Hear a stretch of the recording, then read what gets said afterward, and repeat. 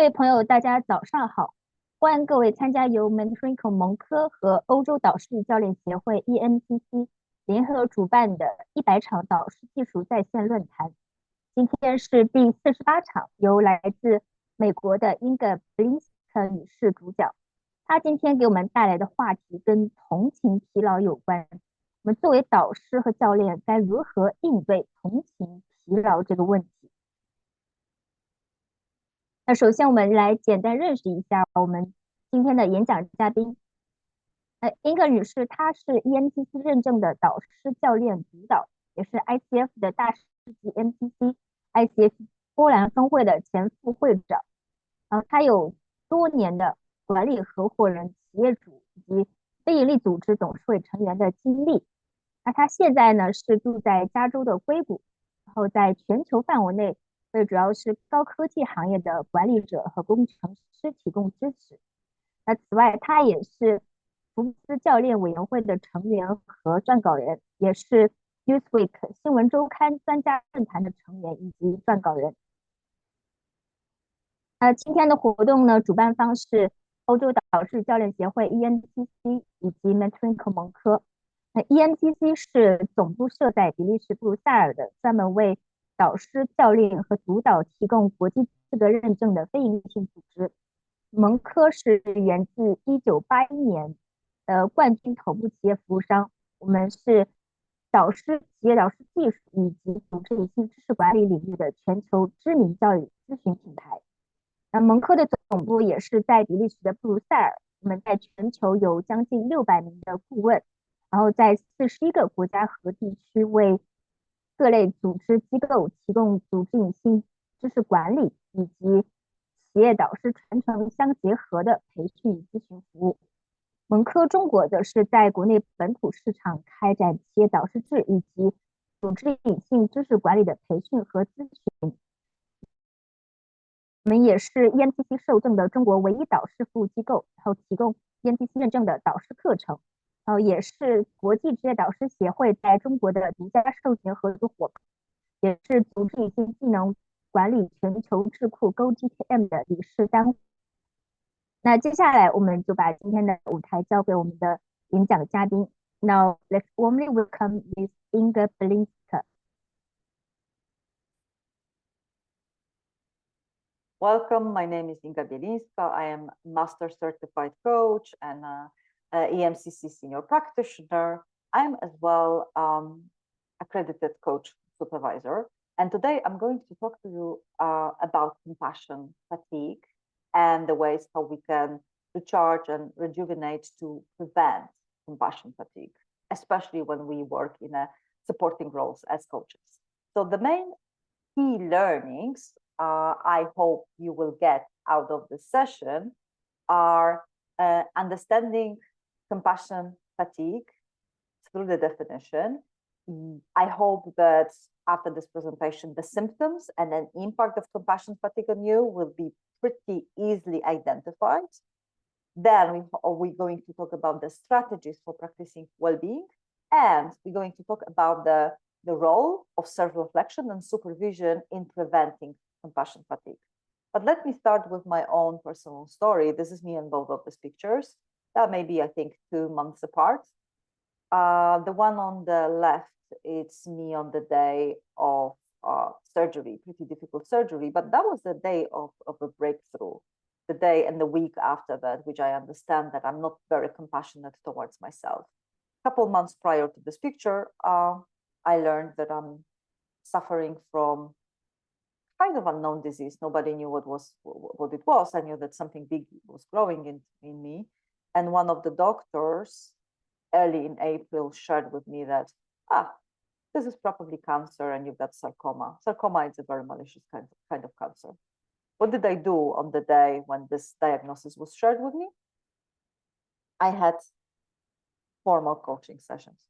I didn't even stop and pause and thought about myself. I was so much disconnected from the empathy towards myself that I didn't notice that it is actually a strange thing that I'm doing, that I would be probably a little bit more compassionate towards my clients. I probably feel helpless, but more compassionate towards them. I would ask them to stop, to pause.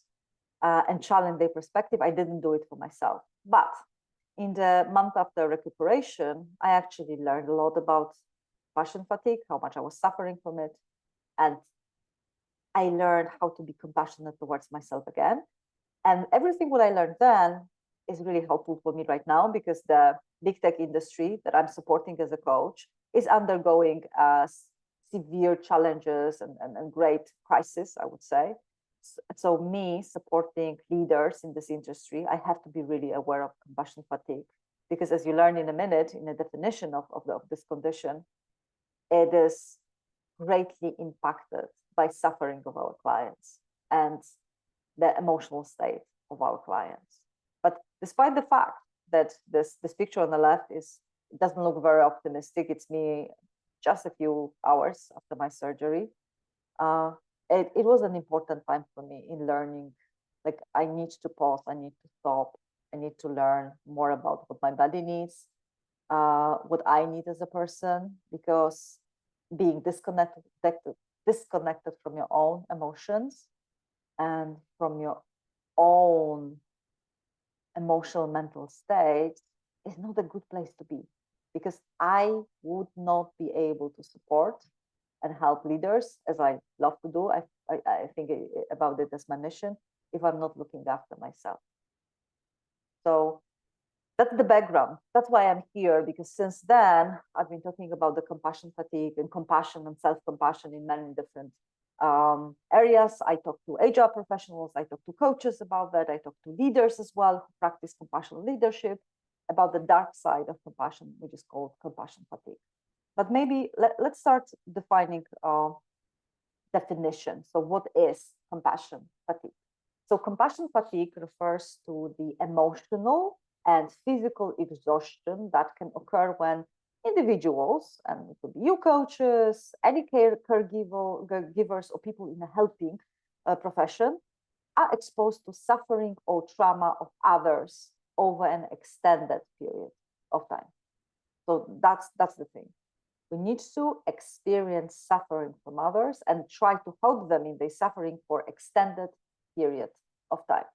And it is often characterized by decreased empathy, decreased self-compassion, increased feeling of burnout, and reduced capacity to provide effective support or care, as well towards others and towards ourselves. How does it relate to coaching? So in the context of coaching, compassion fatigue can be relevant when coaches consistently work with clients who are facing challenging circumstances, who deal with emotional distress or experience significant life difficulties. And if you pause now for a moment, I'm pretty sure that it is the majority of the clients. Clients seek coaching not only for growth and development, but as well to deal with challenges. And I don't know about you, but now a lot of leaders, a lot of teams, a lot of coaches I am supporting, they are experiencing something really difficult, and it is actually continuous circle of difficult things, starting from the COVID-19, war in Ukraine, layoffs, inflation, political unrest, a lot of insecurities, now show up of AI on the one hand, something very interesting and exciting, on the other causing a lot of distress and fear in others. So we coaches, we actually as well, even though we are not psychotherapists or social workers, we as well support people in a long-term emotional distress. Coaches who experience compassion fatigue may find it increasingly difficult to maintain their own well-being. As you could see me, I didn't even stop. I got a really bad diagnosis. I had more coaching sessions. I didn't look after myself well. And of course, it's all depends on your work ethic, but they stop looking after themselves. They still try to look after their clients and be really good at what they do. At the same time, long term, if they don't notice the symptoms in the right moment, it might affect the quality of their work. So they may feel emotionally drained, detached, or overwhelmed. And I very often, as a supervisor, I hear the stories when coaches tell me like, oh my God, I think about this session with this client and I just don't feel like having this session. I don't want to work with that. And very often we think that the person is not like not coachable. That's a difficult client, but it might something actually about our own well-being. Yeah, how much are we fatigued with compassion right now? Okay, so let's have a look at the symptoms of compassion fatigue. So the most important symptom is actually the sense of helplessness and powerlessness.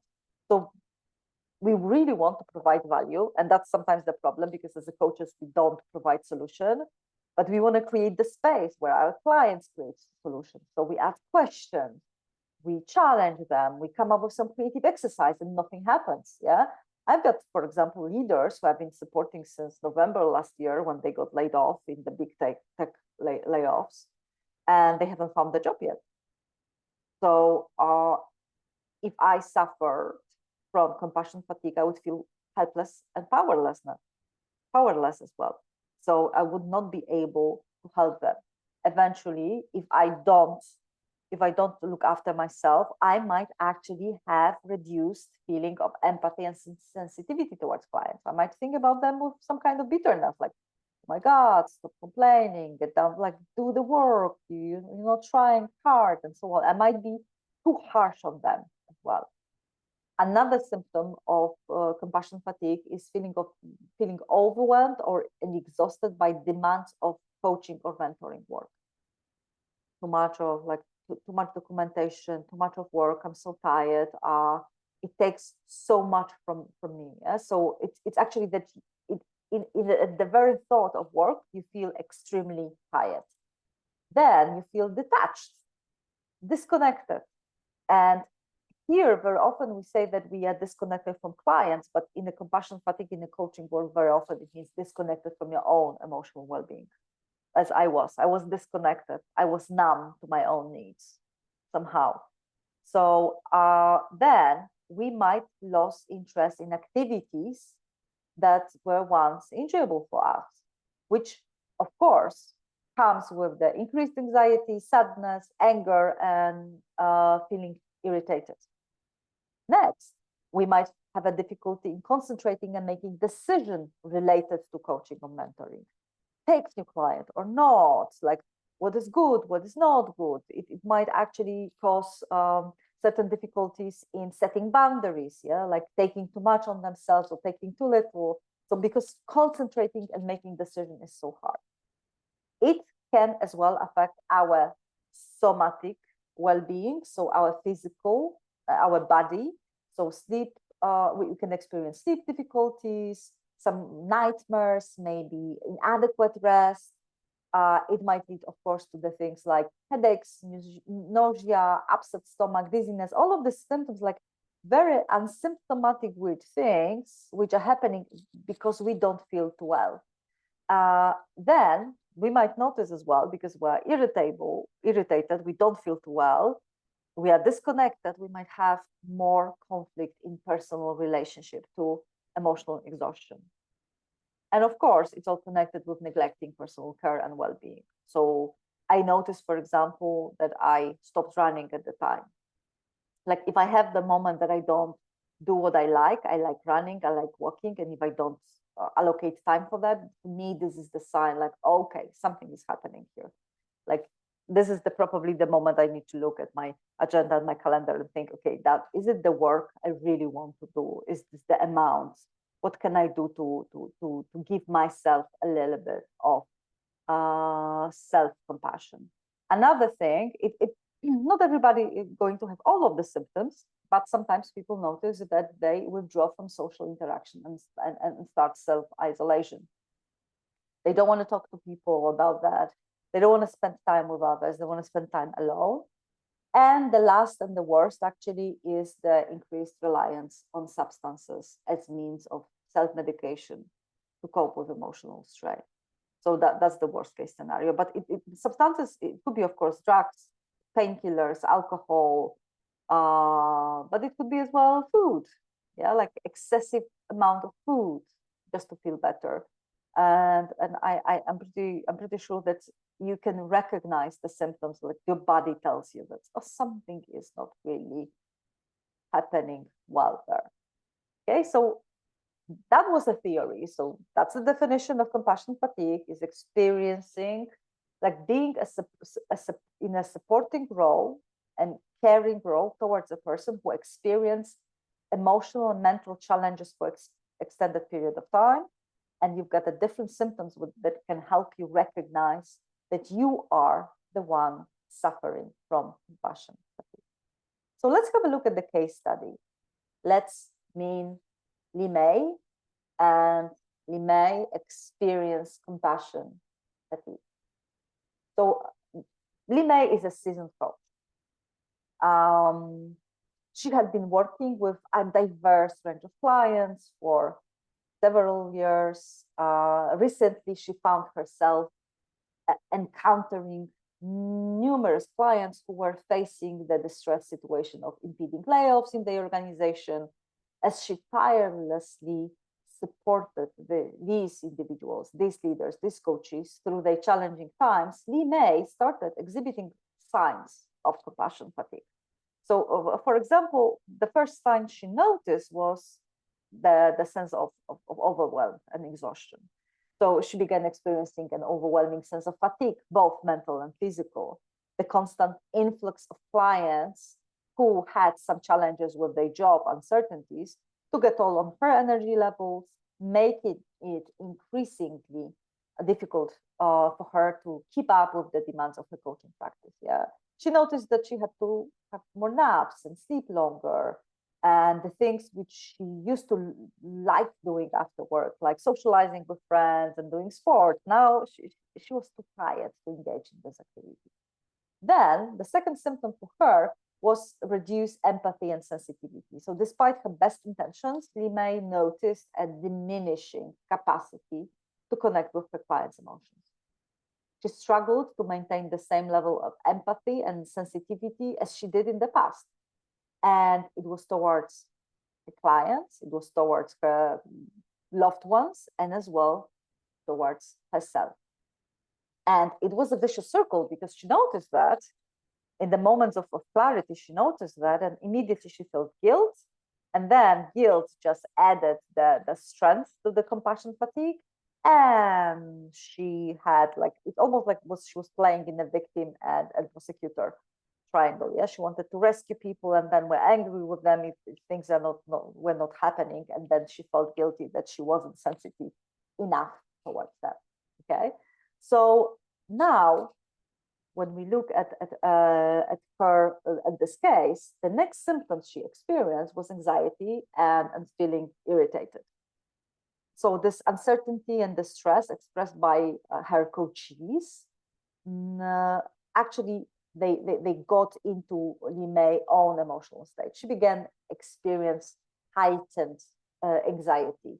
She was constantly worrying about her well-being and billing of her clients, about future prospects, and about, job security, because she felt guilty that she's not doing the best job possible. So it was like, again, like a very strange space when she was anxious and irritated and frustrated, and she was constantly worrying somehow. So, and because she stopped doing the things that make her happy, like doing sport after work, her own well-being significantly reduced, because the sport was the way she normally dealt with stress.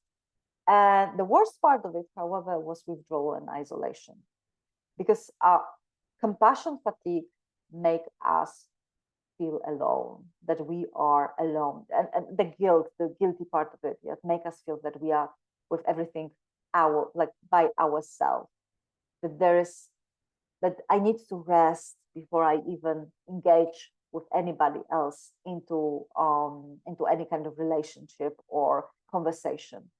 And that's a tricky part, because when I think about her, I think that the best course of action for this particular person would be connected with connection, being with others, belonging to the group, being able to talk to people about what she experienced. So, her success and the number of clients actually, and her engagement and high work ethics made her somehow suffering from compassion fatigue. So let's think about the intervention and recovery. I said before when I talk about this client, about Limei, that probably the best thing for her would be connection. And I feel that this is the best cure, being able to talk to somebody about what you experience. And this person could be your peer supervisor or your coach supervisor or another colleague coach or therapist. Yeah, it could be a person who is able to understand you well. However, there are some interventions which you can take, like, for example, practice breathing exercises, which you can take in the moment when you start feeling overwhelmed.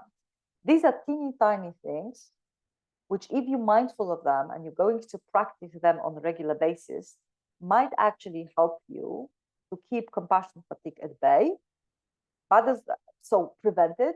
But in the moment when you are experiencing compassion fatigue symptoms like anxiety, feeling irritated, feeling frustrated, feeling worried as well, these are small things which we can actually intentionally implement in our coaching work. So practice breathing exercises is something wonderful.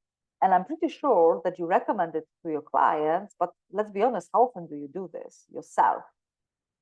There was a moment in my practice when I had this revelation about me not being very compassionate with myself, being disconnected with myself because I felt disconnected with others. It was not the observation that I do breathing exercise at the beginning of my group supervision.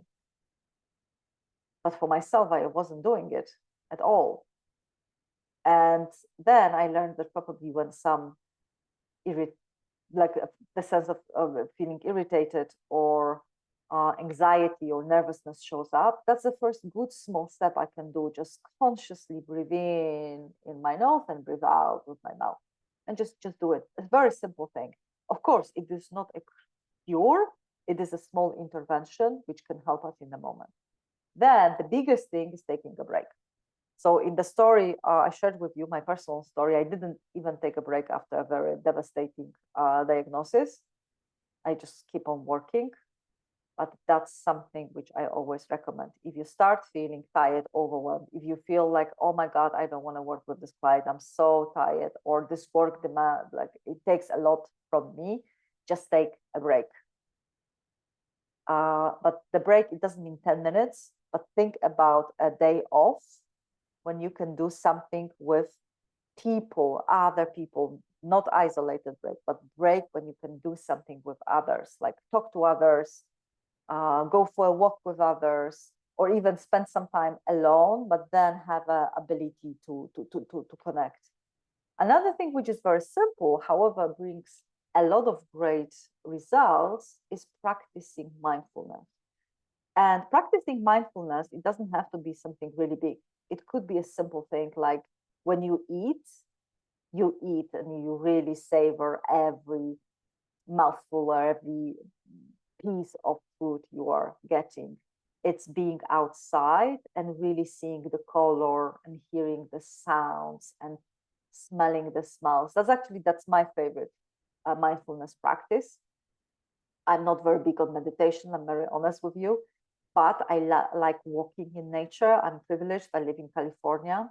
So even in wintertime, when it rains, there is always something happening. And I have a garden.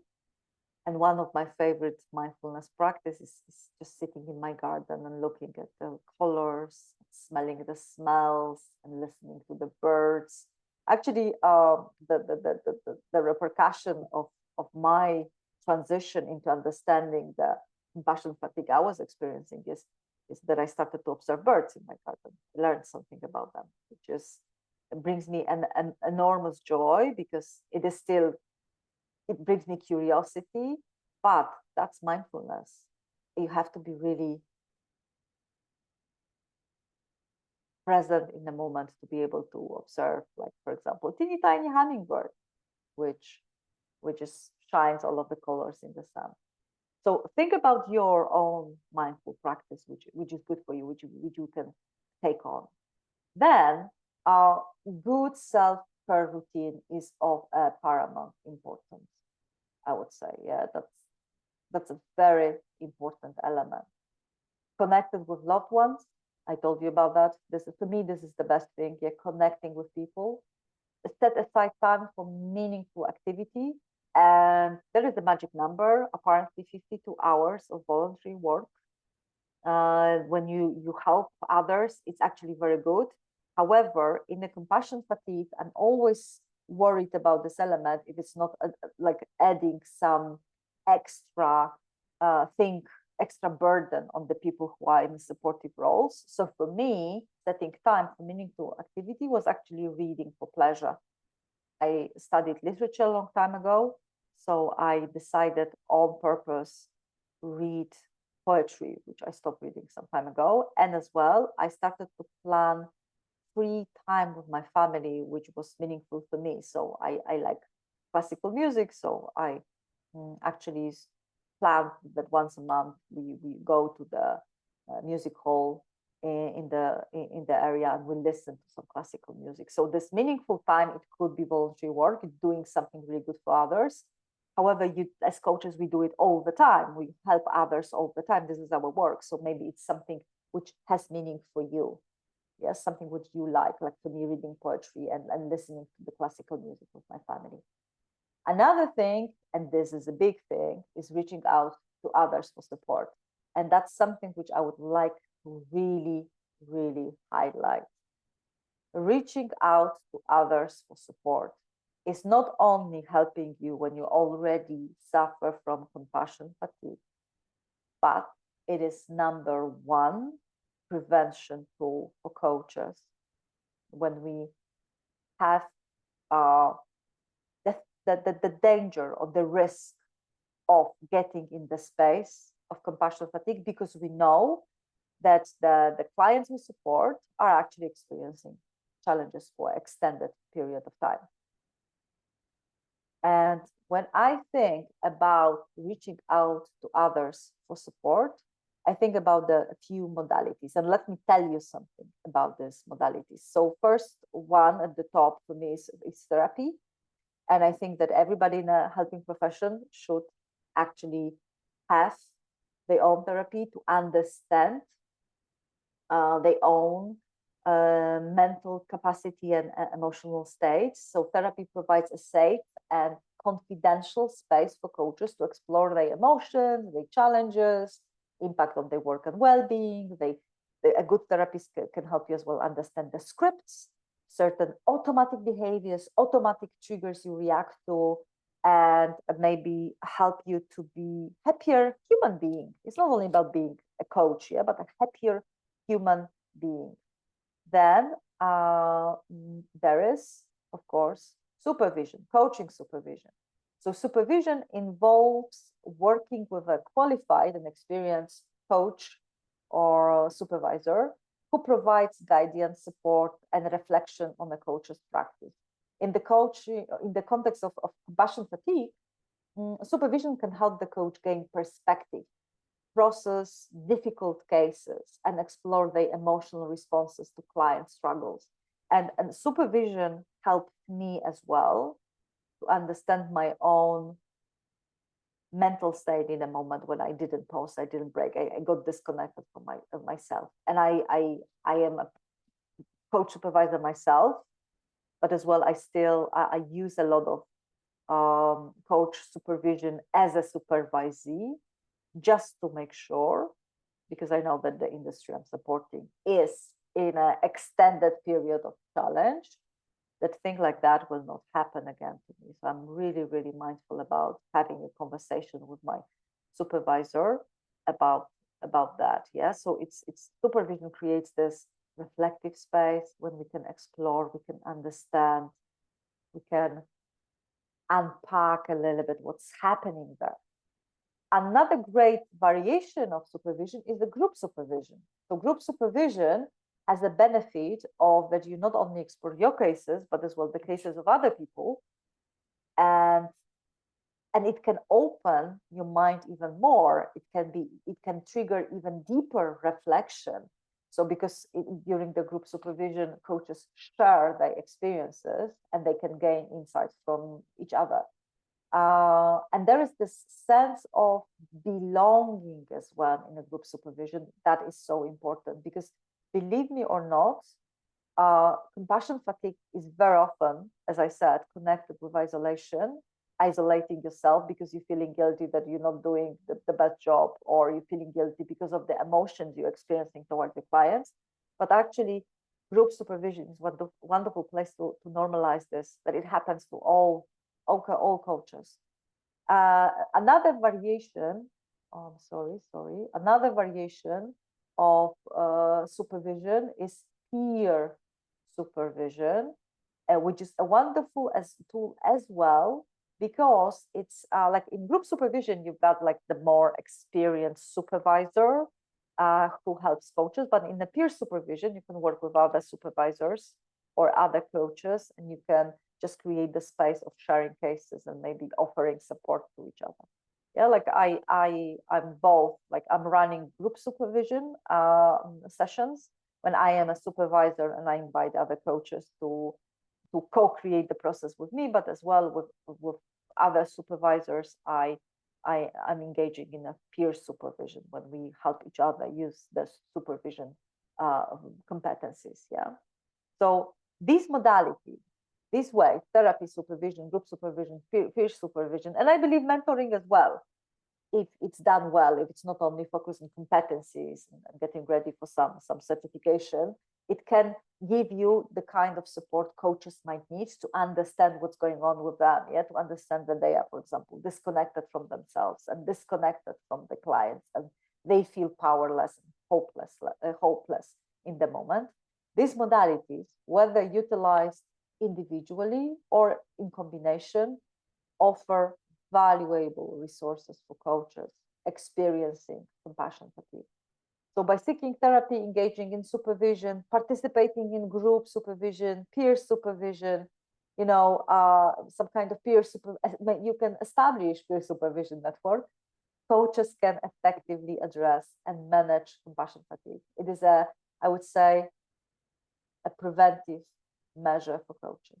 So that's what I would like you to leave you with, and maybe open Q&A, that compassion fatigue is the thing we need to be mindful of and actually actively, intentionally prevent from happening. And we can do it by being very meticulous about our self-care, but as well engaging in coaching supervision as the best tool, which can help us to see the first signs and symptoms, but as well prevent them even from happening. So thank you for listening to this more presentation part of today's webinar. If you want to learn more about compassion of leadership, compassion fatigue leaders, compassion fatigue for coaches as well, how to prevent it, or anything what is connected with coaching supervision, please connect with me on my LinkedIn channel as well. You can write directly to me and contact with me. And now I believe there is space for us to have a Q&A. Thank you very much. And first, maybe I will first share some comments from the audience. 那么非常感谢我们英格女士刚才分享的话题是关于同情疲劳。那这个话题我想也引起了很多人的共鸣，就是不止我们在做导师教练的时候可能会遇到一个同情疲劳的问题，就是我们在日常工作和生活中可能也会遭遇到这样的困境，可能会出现这种类似的这种症状。然后接下来呢是我们的这个问答环节，大家如果有任何的想要分享的，或者说任何想要提问的，大家现在都可以提问，然后把你的问题就打在聊天框里，或者像 Zoom 里的朋友的话，可以直接就是开麦提问，打开你的麦克风，然后直接提问，或者也可以把你的问题打在那个聊天框里。Yeah, so I encourage to ask whatever questions you have now. You can either write them down or ask directly, and I hope that Icy will help me with translation. Yeah, yes. And we have some comments, and I will first put it in the chat. And the first one is a comment. Actually, many people have the similar comments. Okay, I'll read it. Yeah, thank you for your sharing. It's very timely as I'm experiencing compassion fatigue, not only with coaches, but also with colleagues, customers, loved ones, which cause some conflicts in personal relationships and also impact my work performance. So, as I understand it, 那 I 我们 see. 刚刚有个就是有位朋友 No, translate, please.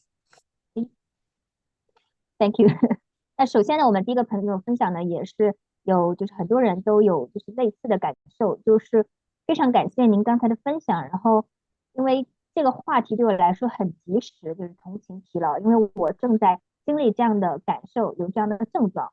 那不只是我们在做，可能是面对我们做导师教练面对客户的时候会出现这个同情疲劳的问题，同时我们在面对我们的同事、客户，包括我们对家人、朋友的时候也会出现这样的问题，那这就导致了我们可能人际关系出现了一些问题、一些冲突，然后在工作中也会影响到我们的这个工作成果。Okay, I would say that it is pretty normal that a person who experiences compassion fatigue feels it towards clients and family members and colleagues and customers because we are whole person.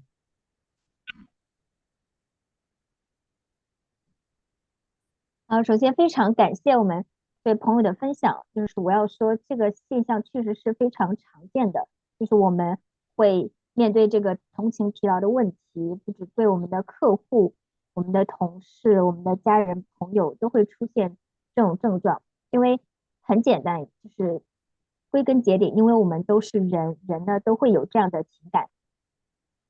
So when I think about the moment when I realized that I suffer from compassion fatigue, my main symptoms was feeling tired with amount of work, but I still loved my clients and I tried to show up in the best way. But I was tired at the thought of like, oh, I have to do this and I have to do that, and feeling disconnected with my own emotions, and as well not doing the things which I love doing. So if you suffer from compassion fatigue, you don't have to have all of the symptoms. But if you have some of the symptoms, it might be the sign for you that, yes, let's do something about it. And generally, I was not doing things which made me happy. So it affected my family. It affected my colleagues, my personal life as well. Yeah, so I fully understand this perspective here. 那当我们就是出现这些症状的时候呢，比如说我自己，当我意识到我出现这个同情疲劳的症状的时候，比如说我的这个症状就是我觉得很累，然后感觉好像我的工作这个量有点大了，但是呢，我又想在客户面前表现出自己的最佳状态，就会对自己要求，哎，我要这么做，我要那么做。那这个时候就很容易导致自己跟自己的一个脱节，一个情绪上的脱节。那就如果你出现有这种症状的时候，你的症状可能跟我的不一样。我们刚才提到了有10几种症状，你可能是其中的一种或者是多种。那特别是当你发现自己有这样症状的时候，你要有这种意识，哎呀，我要做点什么来改变一下。那像我的话，可能就会去做一些让我觉得自己快乐的事情。因为真的，当你有意识的时候，你也会发现，就是当你出现这个症状的时候，它也会影响到你跟家人、跟身边的其他人之间的关系。所以我们一定要能够意识到你的这一点，你的这个身体的情绪的感受。Thank you very much. And here we can. There's also a comment that I'd like to share.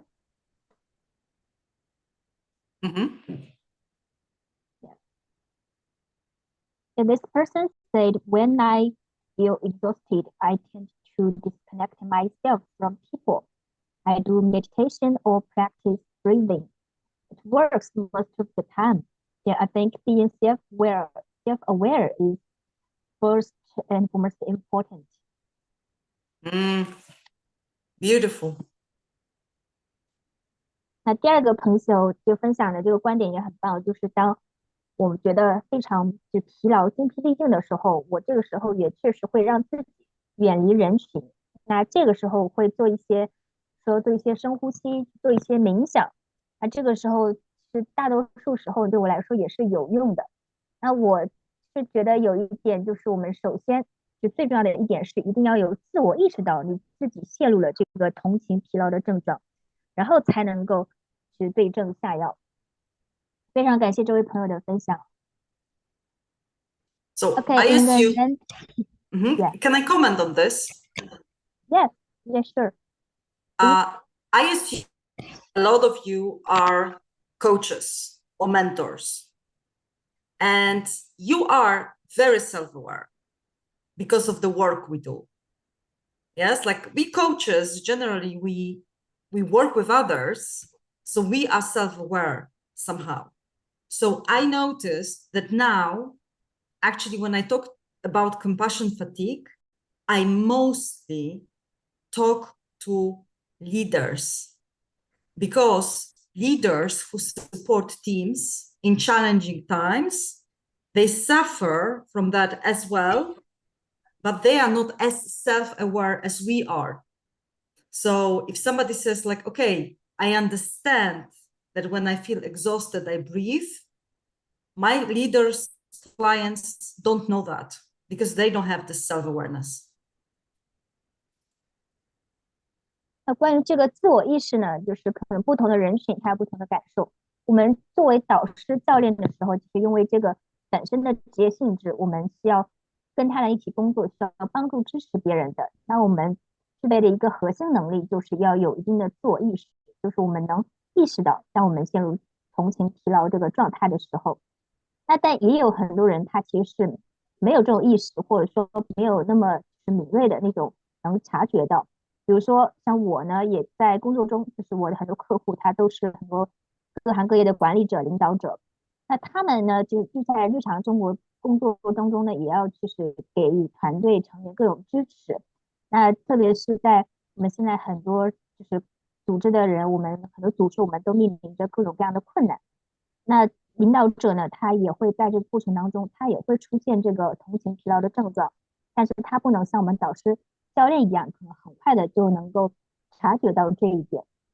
所以我们还是要了解这一点，就是如果你不是导师教练呢，也能够尽可能的去多就是关注自己，去了解一下自己的身体情绪上的变化。So I feel. Can I Yeah. add one more thing here? Because Yeah, sure. that's something really important, that we know how to recognize the symptoms in us, but as well when we help our clients to recognize symptoms in them as well, if they experience this. Because as I said, I live in Silicon Valley. I support leaders from big tech. Since November 2022, there have been a lot of changes, layoffs in whole big tech here. So a lot of leaders, they experience compassion fatigue because this is an extended period of time. It's very challenging. There is the survival guilt, people who weren't laid off, for example. And I noticed that my clients, leaders, suffer from that as well. So it's like a double awareness about myself and about the clients I support. 那这里我们再补充一点，这个非常重要的，就是我们作为导师教练，我们一方面我们自己要意识到我们就如果出现同情症状的时候，另一方面呢，也要就是帮助我们的客户，也是帮助他们能够意识到他们也可能出现了这样的同情疲劳的问题。比如说，因为我现在在硅谷，然后我的客户很多都是高科技行业的人士。高科技行业，比如说从去年的11月开始，我们知道就是这个行业里出现了很多的动荡，有很多人面临了裁员各种问题。那这个时候就是我的客户，他们很多这个行业的领导者，他们都比如说可能遭遇了解雇，然后而且他们面临的困难是长期的，他们可能到现在都没有找到工作，对他们来说也是很大的挑战。那他们自己呢，其实也在他们身上出现了这个同情疲劳的症状。那我们作为导师或者教练，就是一方面要自己能够意识到这个我们自己的身上可能出现了同情疲劳的症状，因为我们也在长时间的在帮助这些人，我们可能也在暴露在他们这样各种各样的复杂的情绪里。那第二个就是我们要帮助我们的客户，让他们也及时的意识到他们也出现了这样同情疲劳的症状，就是这样，也就是一个双重的意识。Thank you. Maybe we have some questions. It's a simple question. What's the difference between compassion and sympathy? Oh, that's a really good question. 第三个问题，我们是关于这个 compassion，它这里呢，就是我们是把它译成同情，那它跟另外一个词 sympathy 也是有同情的意思，就是这两个词之间有什么差别？ In coaching, very often we use the word partnering. And I look at the compassion as partnering. I am close to you. I feel you, like, it's not that I am you and I feel your pain, but I am close to you. I have space in my heart for you. I want to support you in whatever way you want me to, but we are like, I am partner with you here. Sympathy is a little bit, I am better than you.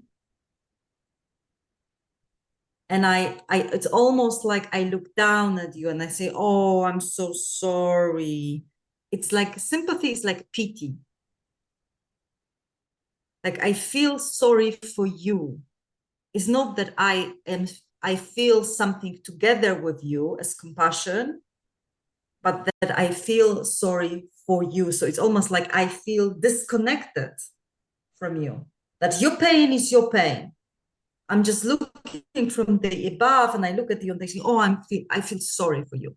So I said, maybe translate this and I will continue after. Okay?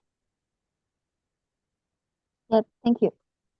那在我们比如说我们在做教练的时候，这个 compassion 我强调的时候，我们强调就是两个，但就是你跟你的客户之间其实是一个比较对等合作的关系，那就是感觉我跟你就是我在贴近你，你的这个感受我能够感觉到，那我也能够用心的去帮助你，然后我呢也能够以你想要的方式来支持你，它更多的强调是一种平等的一种合作关系。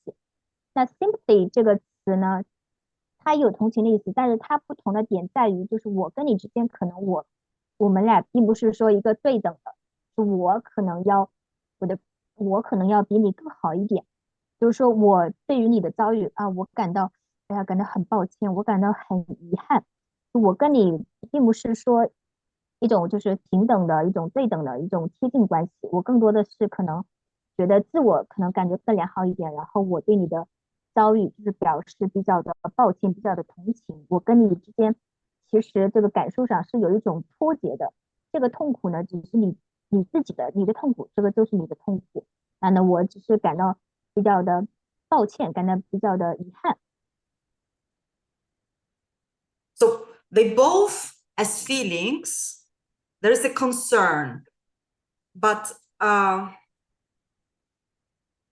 compassion is more being closer to the person. And as well, when I think about the drama triangle, you know, like victim, rescuer, prosecutor, like a Cartman's drama triangle from transactional analysis, rescuer, you usually feel sympathy, and rescuer feels stronger from a victim, so they say, I will save you. I'm a superhero here and you are a victim. So that's something which I look at the sympathy, yeah? So, and as well, sympathy is just the feeling. I feel sorry. For me, compassion is being at the same place. I'm here with you, and there is action involved in it as well. So there's like, sympathy is just feeling, oh, I feel sorry for them. Oh, it's such a pity that it happened to them. Oh, I'm so sorry. And thinking about somebody, they are weak. But compassion is like being curious what other person would like me to do. And in sympathy, I might impose some actions. I might say like, you definitely need this, and I do it without even asking if you want this. In compassion, I'm curious, what would you like me to do right now? Do you want me to listen to you? Do you want me to give you some suggestion? Or is there anything else what I can do? So in compassion, there is action, which is based on what a person needs. In sympathy, is forcing somebody. It's rescuing them. They are passive there.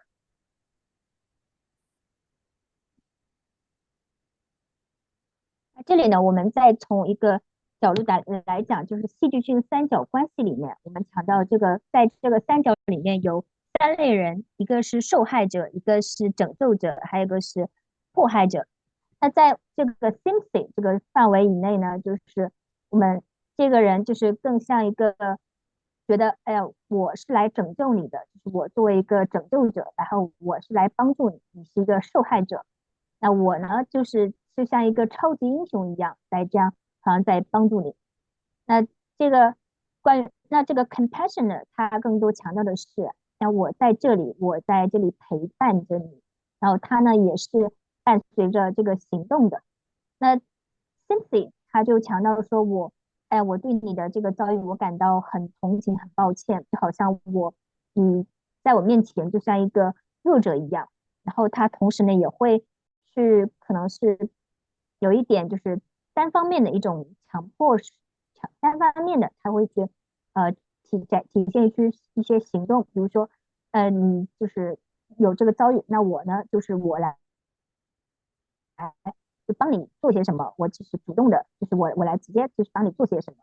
那 compassion 它不一样的地方是 compassion 更多的是带着一种好奇心，你希望我能够就是做些什么来帮到你，我是基于你的这个需求的，你是希望我比如说就在这里我静静的聆听你的这个听你讲你的遭遇，或者是你是不是需要我给你一些建议，它更多的是基于对方的一个需求，而不是像 sympathy 那样有可能是单方面的这种施加可能一种自己以为可能对对方好的这种行为。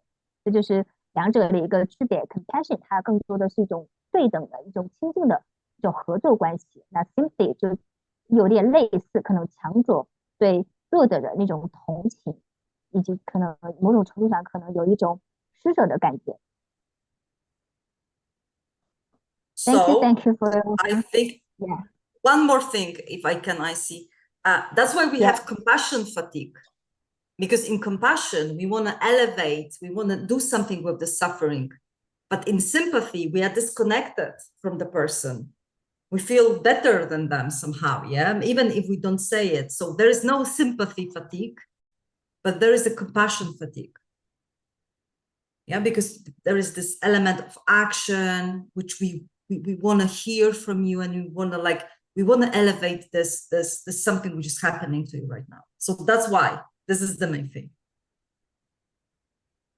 那最后我们再强调一点，这个就是我们有这个 compassion 这个 fatigue， 但是没有这个 sympathy 的 fatigue， 因为这个 sympathy 它更多的就是两者之间还有一个就是脱节的，就是我可能你不会受到对方的这个情绪的影响，因为你的这个感觉其实是要好于对方的，并不会像那个 compassion fatigue 一样，可能你的情绪、你的身体状况也受到了这个对方的影响，因为对方在面临一个困境，可能在遭遇痛苦，你需要去帮助他，去贴近他，可能更多的你的心理身体上会遇到这种疲劳的状态。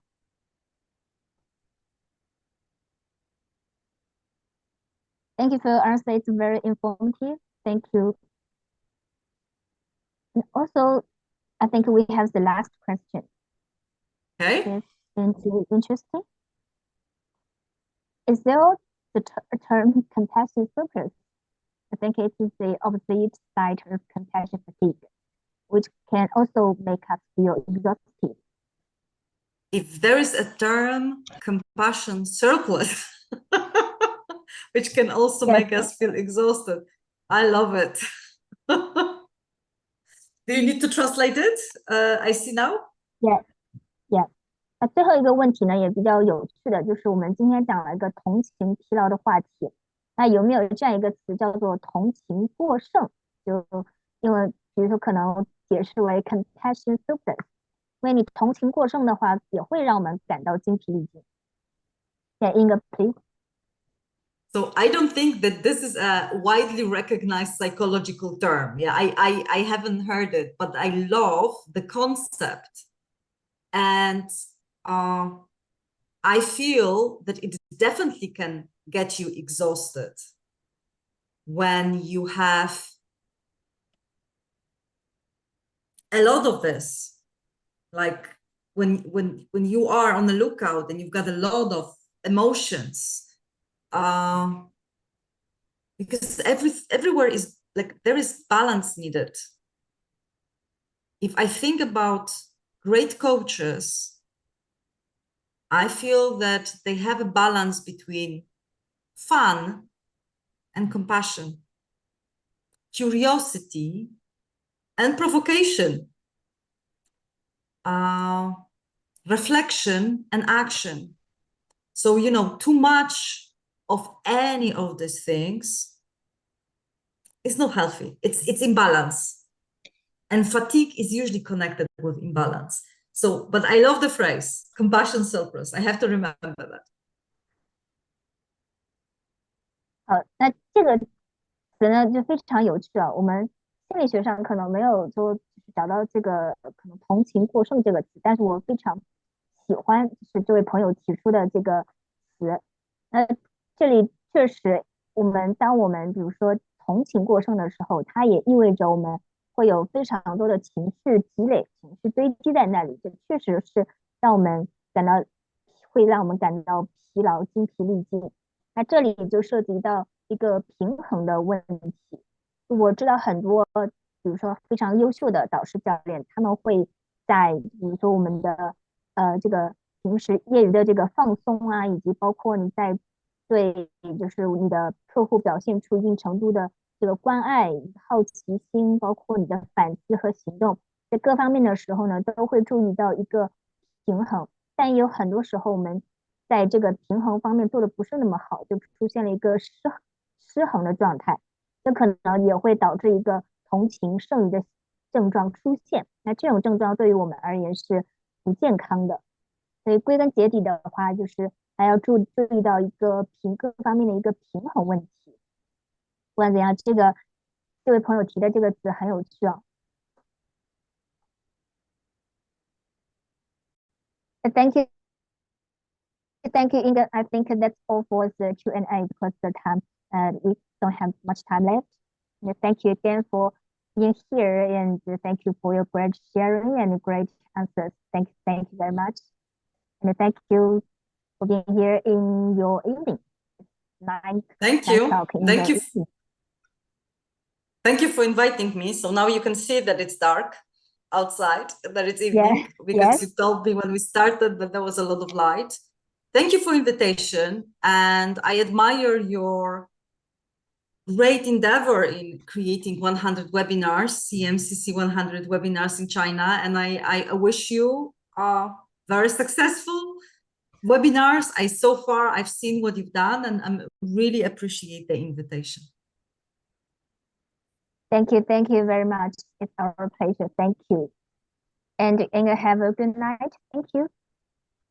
And after this, I will send you an email also about the feedback from the audience, and also I think you may be interested about how many people are watching online. Of course, And definitely. as far as yes, I can see there are over 200,000 people, and I will tell you the exact number in the email. Wow, that's amazing. Thank you a lot. Yeah, thank you very much, and have a good night. Bye bye. Bye bye. Thank you. Thank you.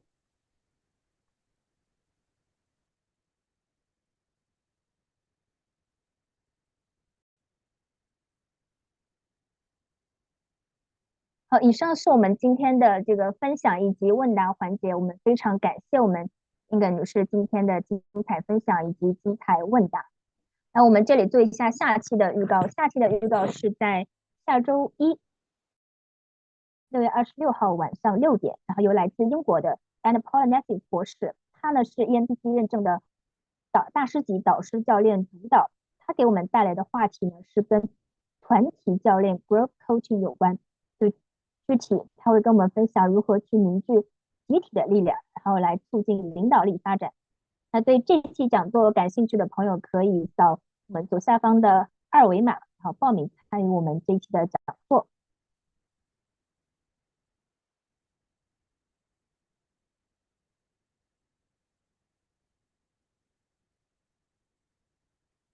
好，这里我也预告一下，就是我们本周六6月24号，我们即将举行这个欧洲导师教练协会 EMCC 的中国会员开放日。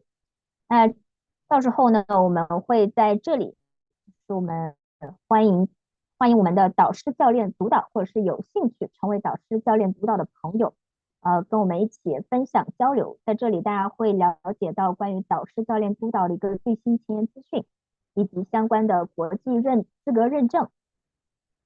那关于这个会员开放日的一个具体的议程以及报名方式，大家可以扫这个右方的二维码，然后进一步了解。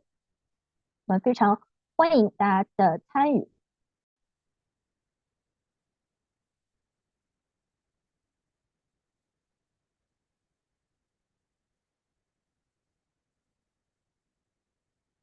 另外呢，是我们即将下周三6月28号，我们由 Mentorico 蒙科和欧洲领先的智力资本集团 Areopa， 我们即将联合举办一次头贷后管理的沙龙。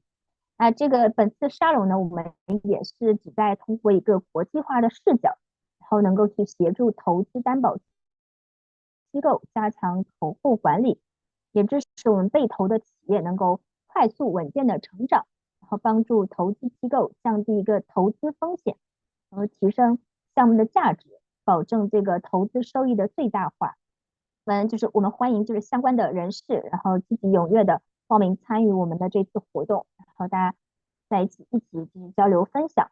那关于这次活动的这个具体报名信息的话，大家可以扫这个右方的二维码，然后联系我们的工作人员进一步了解。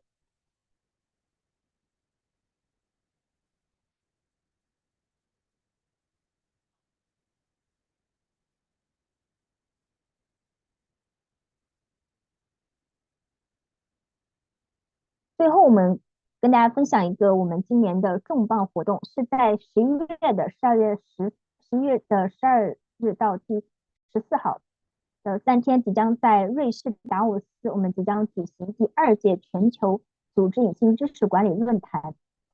那关于此次论坛的具体信息和门票信息，可以登录我们的官方网址3w.go-TKM.org， 然后具体的详细的了解，然后同时也可以扫这个右方的二维码，然后进入我们的这个意向群，然后进一步的沟通了解。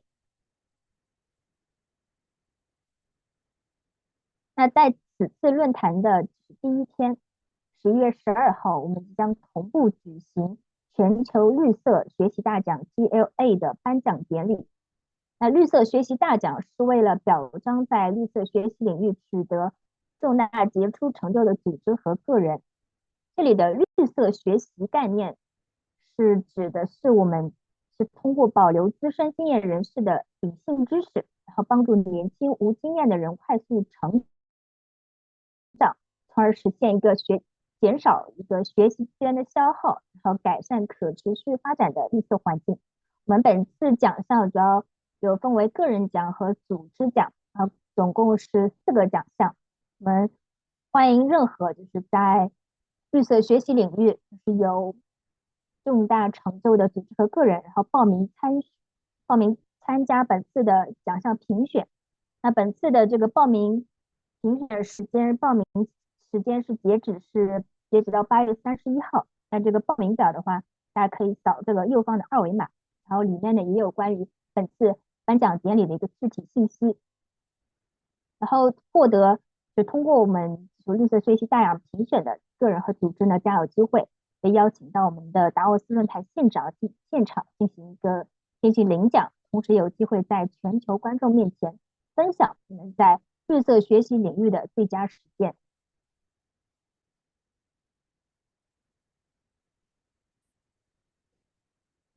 好，以上就是今天的讲座的全部内容。然后我们